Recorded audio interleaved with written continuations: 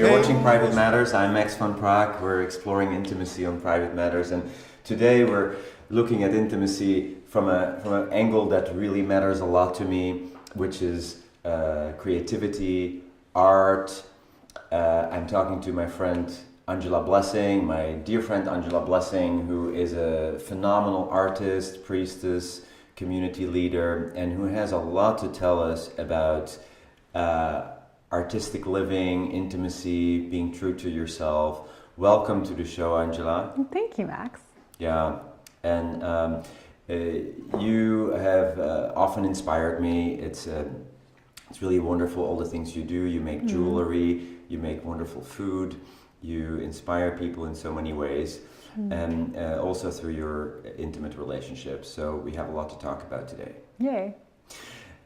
You have said that the three most important things about happiness are beauty, pleasure, and devotion. Beauty, pleasure, and devotion. Yeah. Beauty as a thread through life that connects us with spirit. Yeah. Yeah, and through the arts.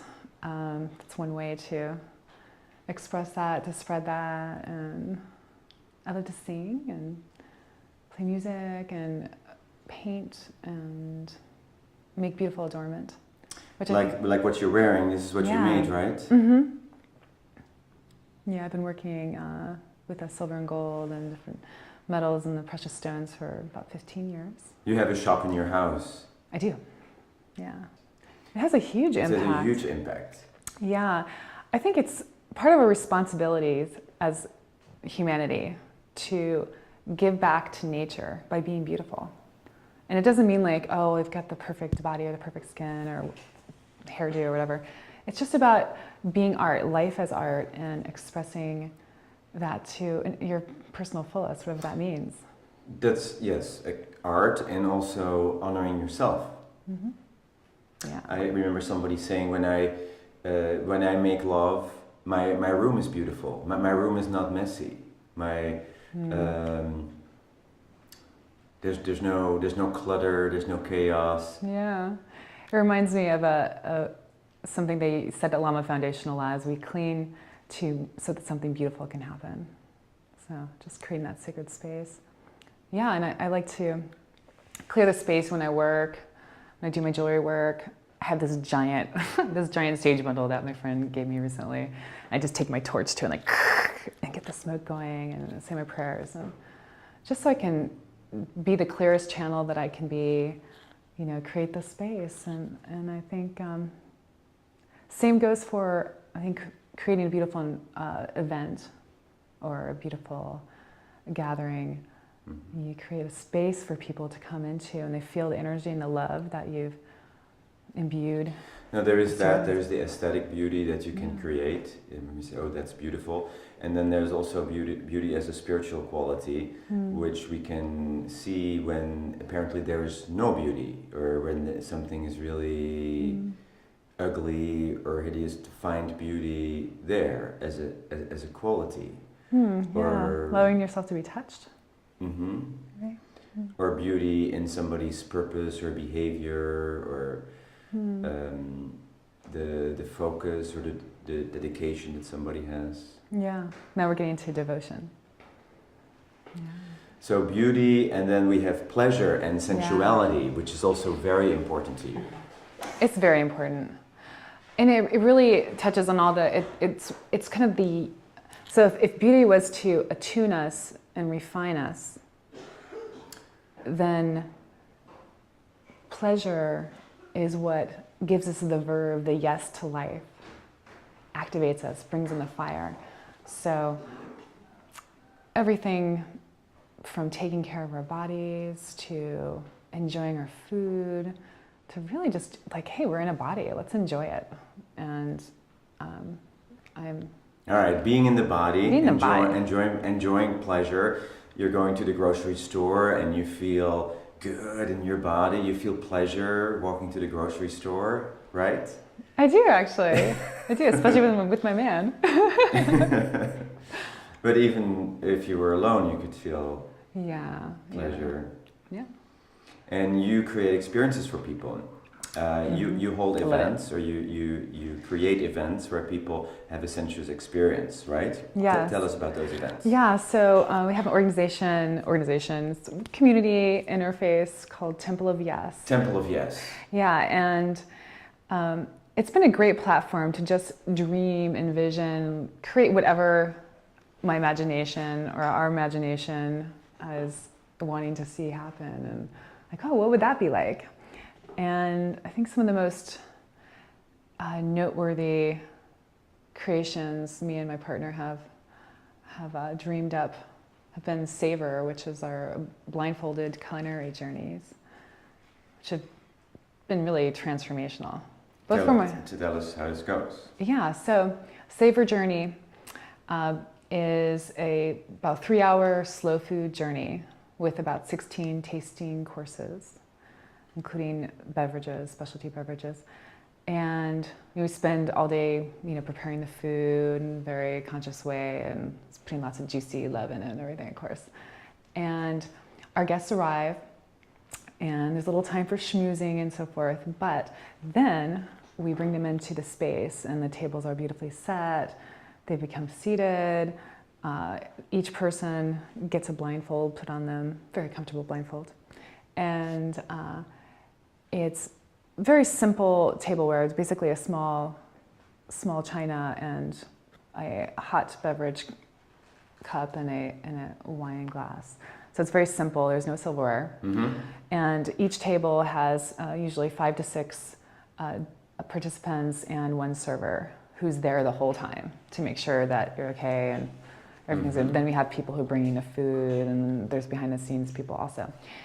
And we always have live music that's created in the moment for the energy that's in the space, in the room. So I usually choose really sensitive musicians who can, create a lot of space and are okay with silence, because the silence is so full. Once you've put the blindfold on, we're so dependent typically on our sense of sight that when you spend even 10 minutes in the blindfold, your other senses, your audio, your sense of touch and taste and smell, extremely heightened, really to a whole nother level that I think is pretty astounding for people. So does this get sexual as well, or? It's more like food orgasm. It's like food tantra. Everyone's in their own space. Everyone's encouraged to really just be there for themselves and their own experience, to really drop in and slow down. It's very Buddhist in a certain sense. It's just really about presence and sensing everything to its ultimate and enjoying. And so we have typically a spoken word artist to bring us on a journey of, the beauty of imagery and bringing in the sacred. Sometimes there's some light facilitation just to help people kind of settle in, get into their bodies, guide the process a little bit. And it's just a very organic unfolding throughout the evening that's rather spontaneous, really. You sing? I have. You sing, it's auditory stimulation, it's food. Yeah, I mean, even the clinking of the glass becomes a sensual, erotic experience for people. It's incredible. And what's interesting also is, I mean, you think, okay, well, this is a novel experience, and people will come once and go, oh, that was cool. But I find there's has been people who, that's like church for them, and they come every single month and they're like, wow, this is really doing something for me. And there's been actual healings too. This one woman didn't have a sense of smell since she was 8 years old. And through the savor experience regained her sense of smell. Wow. Yeah. And then she kept coming every so much. She's loving it. It's amazing. It's just a good example of, wow, you can have a fantasy or dream about something, novel and interesting sounding. And then there's the next step of like, hey, let's make this happen, right? So I just encourage everybody, you have a wild fantasy to try something, go ahead and do it, because that's the divine spark right there. Take your risk. You also perform in the show called What is Erotic? Yes. Yes. It's 8th year running. This is my 2nd year performing in it. It's been very... And the show answers the question. Answers the question, what is erotic? Which, of course, the broad spectrum of Does it push the edges? It does push the edges. I mean, we're very clear as a directorial body that it's not pornographic, it's tastefully presented, and so we guide pieces accordingly. But it's very much sacred theater. I mean, it's extraordinary. It's I have some good moments. It was really fun. This is kind of harkening back, 15 years ago, but I used to cook for these Buddhist retreats, Vipassana retreats, which even if you've ever done Vipassana, but it's typically very simple food. But these gay guys had this meditation group in Santa Fe, and they were total foodies. So they, instead of doing the typical Vipassana vegetarian, super simple food, they'd have me come in and do the food for the Vipassana retreats. And if you've ever been to a Vipassana retreat, everyone's super, it's all about being very in your own space. It's not about stimulation, really. So it was kind of naughty, but I would really have fun. My whole goal would be to break the deadpan look of, the stare. And I love Vipassana. It's something, so I'm kind of poking fun at my own practice, but just getting that kind of orgasmic, out of the dessert or whatever. Yes. So much fun. Yes, and that's also Buddhist practice to be in a sensation and to be. That's true. That's true. So we have had beauty. We've talked about beauty. We've talked about pleasure, and you said devotion. Those three are the three cornerstones of happiness. Yeah. Pleasure, beauty, and devotion. Tell us about devotion. I think it's really important to serve.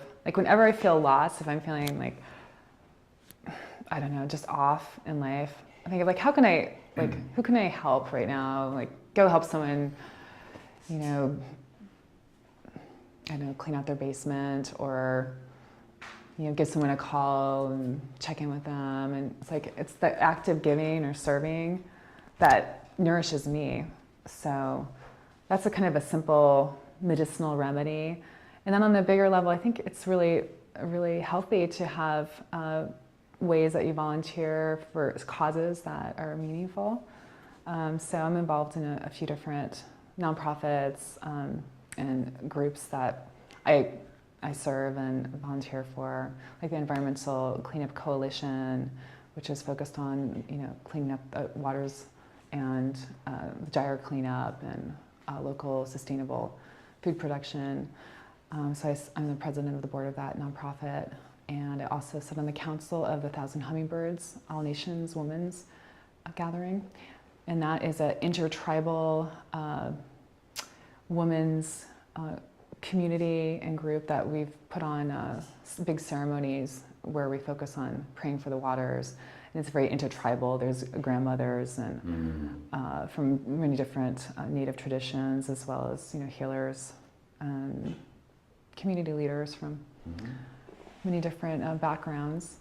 And that's been a really important part of my life, just being in that medicine community and co-creating ceremonies with elders. I mean, I'm the baby on the council, like everybody is, older and experienced. So it's an honor to be part of that service. And I also make food for the gathering too. So to make food for 200 women is such an honor. It's only women. It's all women, yeah. Yeah, it's all women. 4-day ceremony, very traditional container. It's hosted by the Ohlone women.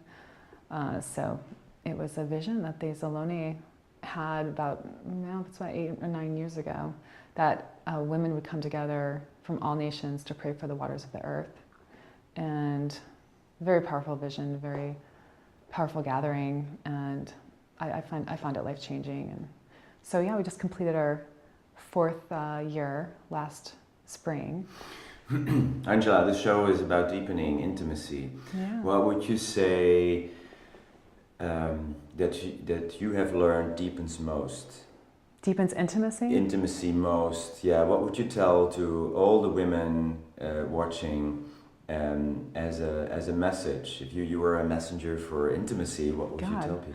Well, the first most obvious thing that comes to me is share your vulnerabilities. Like, take a risk, and also break through. I think there's something you're afraid of sharing. Maybe there's something magical there for healing, and yeah. But I think really sharing vulnerabilities is a way to create intimacy, especially amongst women, and I think it reduces stress and anxiety, which I think we all deal with in life. So yeah, sharing, just that simple. Sharing deepens intimacy, vulnerability does. You have a very unique path yourself in relationship to men. And you seem to be listening very closely to your inner calling and to guidance in terms of where you need to go in your relationship with men. Would you share some about that? Sure, yeah.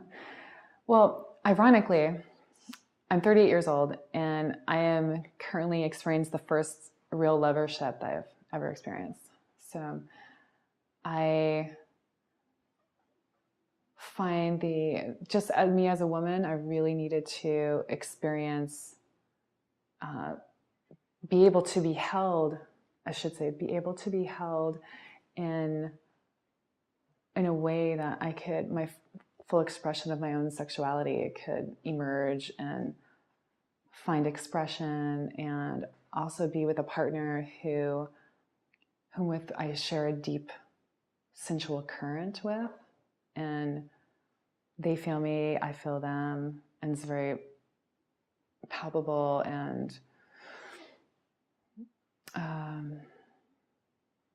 it's like we can really lock into each other and soar to this expansive places that we all know and love. But this, can't take that for granted. I wish for everyone to be able to have that kind of intimacy and partnership, and I also know that it can be rarefied. So I feel really grateful to have finally found that. What advice do you have for women who haven't found that? Well, I think the biggest thing is just really be yourself and be willing to experience your own autoeroticism. And for me, I really initially became in touch with my own capacity for sensuality and eroticism through ecstatic devotion to spirit. So ecstatic devotion to spirit. Yeah, just if it's dance, if it's art, if it's just enjoying your body. A passion for spirit, a passion for God. Yeah. Nature. Nature is very erotic. So I think when you're lit up in that way through your own practices of the kind of the big beloved, then you're so much more likely to attract the human version of that, I think. Right, because everything is a mirror. Whoever. Yeah, and it's like take the time to, be the art that you are, be the sacred vessel of the goddess that you are, and put the flower in your hair. The path of the artist is very much about walking on the edge, taking risks, going into the unknown, exploring, and you know that too. You know that living on the edge is really important. Yeah. Yeah, in fact, I mean, that applies to so many different, I do a lot of different art forms, and I would say that is a common thread through all of them. For example, I mean, just to keep my own interest as a career artist, I find it's like I can't be formulaic. I have to keep reinventing my approach, trying something new, trying something I've never done before. It just keeps it interesting for me. And, you know, sometimes, and I think this is true for almost any artistic process, you don't always know, and in fact, you rarely know where you're going to end up, but to just taking a step forward and trusting that the process will unfold, and that, okay, you might have an idea, but it's like, okay, well, there's all these gray areas and it's not completely fully fleshed out. But it's fun to just go, okay, well, I'm going to take this step, and then it'll keep informing itself and opening like a flower. We're inspired. I relate to that as a fellow artist. Yeah. Through art, I find self-respect, Yeah. love, self-love, self-respect. And then there is art forms and expressions, artistic expressions that are more intimate than others. There are things that I do that are for a lot of people, like the show, for lots of people, and there are artistic things that I do that are for a smaller audience that I might do only in a for 50 people in my home or in a small church. And then there are art forms that I only do for me, that I don't need an audience for. And now I'm curious. It was really fascinating to discover that what that was, or where I needed where I wanted to do things, to share things with an audience, and where things are really for me. They're expressions that people say, oh, you should perform, you should do this for lots of people, but it's actually only for me, and it connects me with my sense of beauty, with my self-love and my self-respect. Can you relate to that? I can relate to that. And what's interesting, as you were speaking, I want to ask, like, well, do you think is that an edge for you? Is like, why is that's only for you? Do you think there'd be some kind of breakthrough or some kind of No? It's just something I have to respect about myself.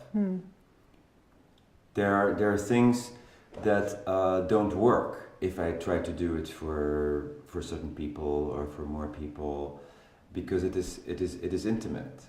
Like with intimate experiences, we don't always necessarily need an audience. Yeah, you're kind of speaking to something that I'm grappling with a little bit right now. With the solo piece I'm doing in the show this year, What is Erotic?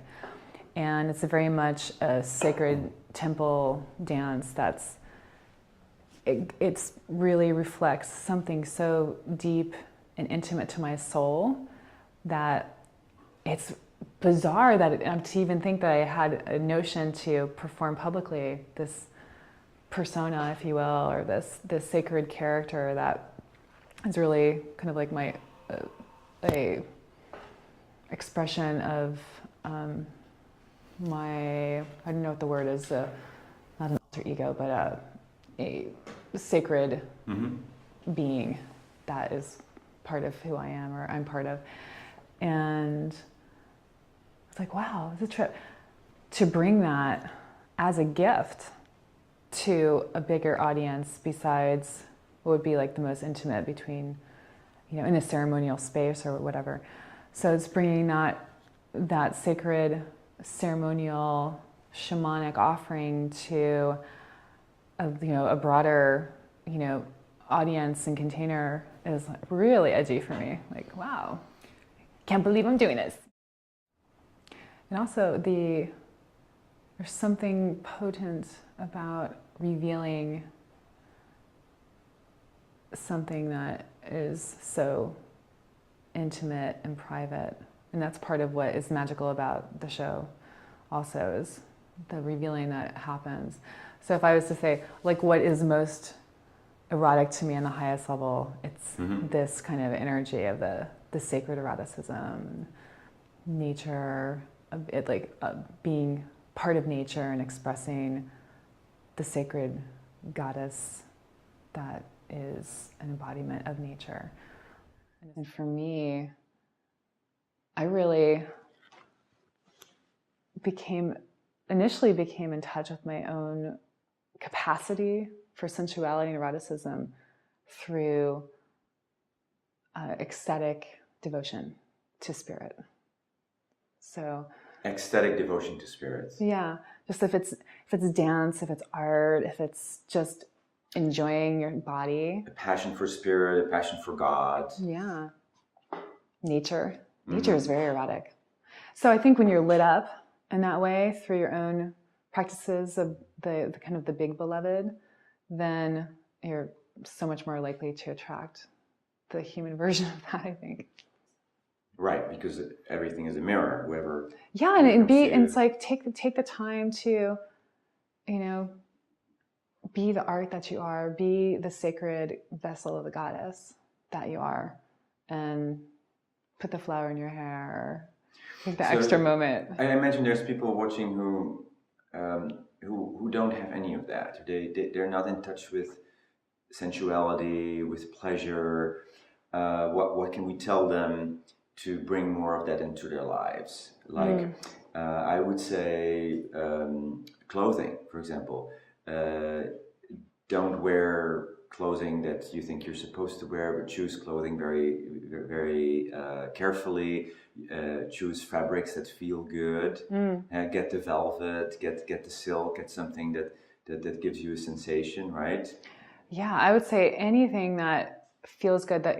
That's why sensuality is such a good magnet for aliveness. Anything that truly feels good, exercise, breathing, going for a walk, being outside, eating really healthy, vibrant foods like blueberries. Smells are really important. Like, think about what's in your environment. Are you surrounded by noise all the time? Is something not beautiful in your environment? It's like, wow, this is really important. Let's first look at our surroundings, because every place where your sensibilities, your aesthetic sensibilities, are not being met with beauty and kindness, then that's the place where we're going to shut down our nervous system. I agree. Unconsciously. I agree. Beauty is really important, and for me also. I get that. It feeds me. Yeah, it feeds you. Having beautiful things around you, colors that you love, fabrics, beautiful art. Mm-hmm. Yeah, it doesn't have to be like, all these things cost a bunch of money. No, either. it's not about money. It's about the care you put in your environment, and then people who come and see you in your environment, they go, or see like how do you put yourself together, they're going, that's one of the ways we size people up. It's like, well, how do they surround themselves with? Who do they surround themselves with? How do they present themselves? So all that's very important. It's not superficial. It's not superficial. No, it's a real reflection. It's a true reflection.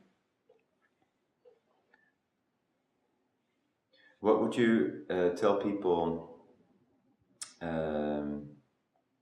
are lonely? I would say go talk to the trees. Go talk to the trees. Yeah, seriously. There's some big love there.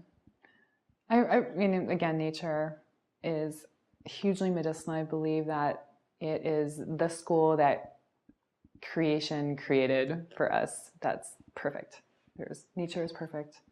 It will give us all the information we need. There's infinite learning, infinite communion, nurturing, pleasure. It's all there. And so to the extent that we can be a reflection of that and be connected to that, we will be happier as a species, I believe. What is hot for you? What's really hot for you? It's hot for me. Ooh. Except everything that we already talked about. Well, I'm getting married in Italy. You're getting married in Italy. That's pretty hot. Uh-huh. Yeah. Italy as the country of the arts and emotionality and it's aliveness and expression and culture. Yeah, and getting married. That's pretty. We're gonna have a full moon evening wedding, so watch the moonrise and the sunset and candles and roses and gypsy music and with a small group of dear friends who dared travel to Italy to be with us when we get married. So that's very exciting. We're looking forward to that immensely.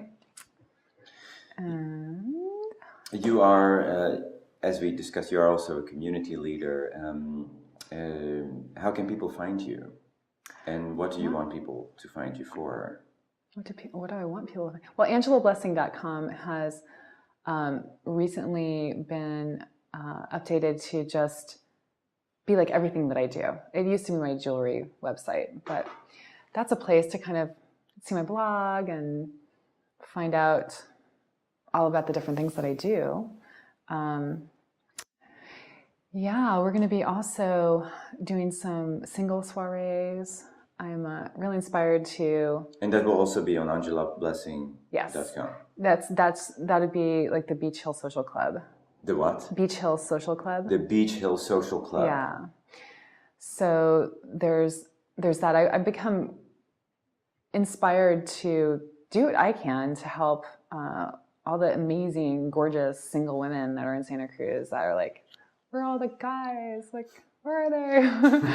And they're so like ready and willing, and they're just like, I guess it's kind of slim pickings, or there's something about Santa Cruz that's very community and it can be a little insular, and so, to bring in some like men from the South Bay, and apparently I hear men from the South Bay, they're not getting enough, like there's not a lot of places to socialize unless you want to go to a bar.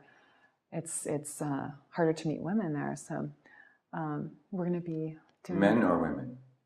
Men I think there's more men. So men watching, women. Stay tuned to AngelaBlessing.com and look for places where you can meet wonderful women. Yeah, hook it up. So thank you for being who you are and contributing in all these different ways as an artist, as a priestess, as a performer, as a community